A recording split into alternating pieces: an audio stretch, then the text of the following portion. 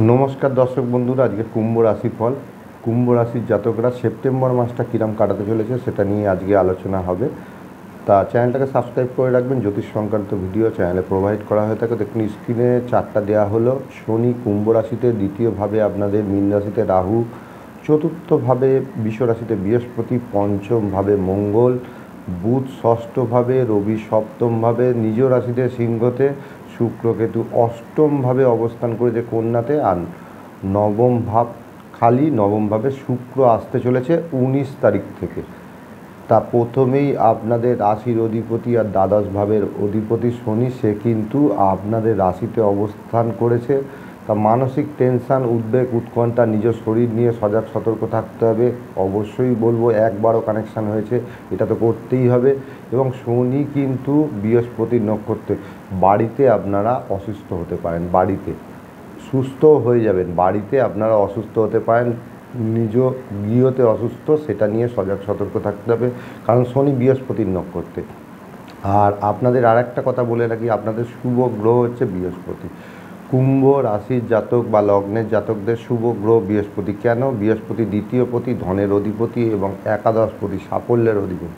সে কিন্তু চতুর্থভাবে অবস্থান করেছে। আপনাদের কিছু সফলতা কিন্তু দিয়ে যাবে, যতই সাড়ে সাথী চলুক, যাই চলুক না কেন, দশা অন্তর্দশা যদি ভালো থাকে, শুভ থাকে, তাহলে আপনাদের এই ফল দিয়ে যাবে। কারণ বৃহস্পতি চতুর্থ ভাব থেকে একাদশে দৃষ্টি দিচ্ছে।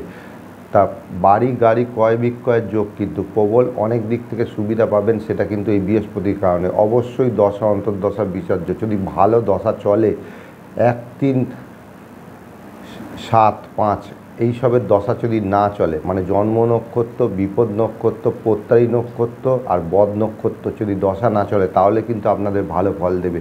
আর এই বৃহস্পতি যদি শুভ অবস্থানে থাকে, তাহলে ভালো ফল দেবে। এবার আসি মঙ্গলের কথায়। মঙ্গল ঠিক আপনাদের তৃতীয়পতি আর দশমপতি, সে পঞ্চমভাবে অবস্থান করেছে। তা তৃতীয়পতি, দশমপতি কর্মের অধিপতি, পঞ্চমভাবে অবস্থান করেছে। আপনাদের মেধার সম্পূর্ণ বিকাশ করার চেষ্টা করুন, বুদ্ধিমত্তার পরিচয় দ্বারা কাজে নিমজ্জিত হওয়ার চেষ্টা করুন, কানেকশান কিন্তু আপনাদের বাড়বে। তাই দিকে আপনারা মনোযোগ নিয়োগ করুন, তাহলে বুদ্ধি যদি খাটাতে পারেন, তাহলে কিন্তু কাজ আপনাদের হবে। আর মঙ্গল কিন্তু রাহুর নক্ষত্রে, রাহু আপনাদের দ্বিতীয়ভাবে গোচর করছে। অবশ্যই বলবো, ফুটপাট কিছু অর্থ আগমন হতে পারে মাসটাতে। আচ্ছা, এরপর আসি বুধ।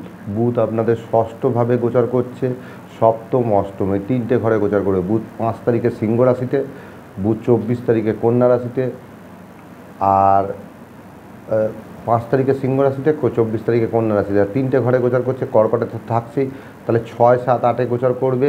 তা আপনাদের বুধের জন্য বুদ্ধির ভুলটা এড়িয়ে চলার চেষ্টা করুন। যখন 6, 7-এ গোচর করবে, 6, 7, 8-এ মাসটাতে বুদ্ধির ভুল হতে পারে, তা সেটা এড়িয়ে চলার চেষ্টা করুন।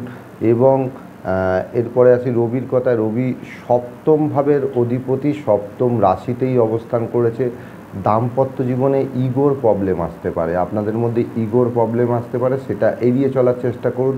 এবং এই রবি কিন্তু 18 তারিখের পর থেকে কন্যা রাশিতে অবস্থান করবে। তা সপ্তমপতি অষ্টমে, তা দাম্পত্য জীবনে ঝামেলা, বিবাদ, অশান্তি এগুলো হতে পারে, এড়িয়ে চলার চেষ্টা করুন। আর শুক্র তো নিচস্থই বসে আছে কন্যা রাশিতে। শুক্র কেতু দাম্পত্য জীবনে একটা ডিস্টার্বনেস, সেটা কিন্তু 19 তারিখের পর থেকে এই শুক্র কিন্তু রাশি পরিবর্তন করে আপনাদের নবমভাবে গোচর করবে। তাতে কিন্তু অনেকাংশে সুবিধা পাবেন, ভাগ্যের সুবিধা পাবেন। পিতা বা পিতৃস্থানীয় ব্যক্তির সান্নিধ্য আপনারা লাভ করতে পারেন, অনেক ক্ষেত্রে আপনারা উপকৃত হতে পারেন এইটার জন্য। মোটামুটি আপনাদের মাসটা খুব একটা ভালো না হলেও, শুধু বৃহস্পতির অবস্থান শুভ, তার ফলস্বরূপ আপনারা অনেক শুভ ফলই ওঠাতে পারেন। আর লাস্টে যেরকম নবগ্রহ বীজমন্ত্র নিয়ে এসেছি, এটা প্রত্যহ জপ করার চেষ্টা করুন। তাতে কিন্তু প্রতিকার স্বরূপ হিসাবে ব্যবহার করুন, অনেকাংশে উপকৃত হবে। নেক্সট ভিডিওতে আসবো। জয় মা।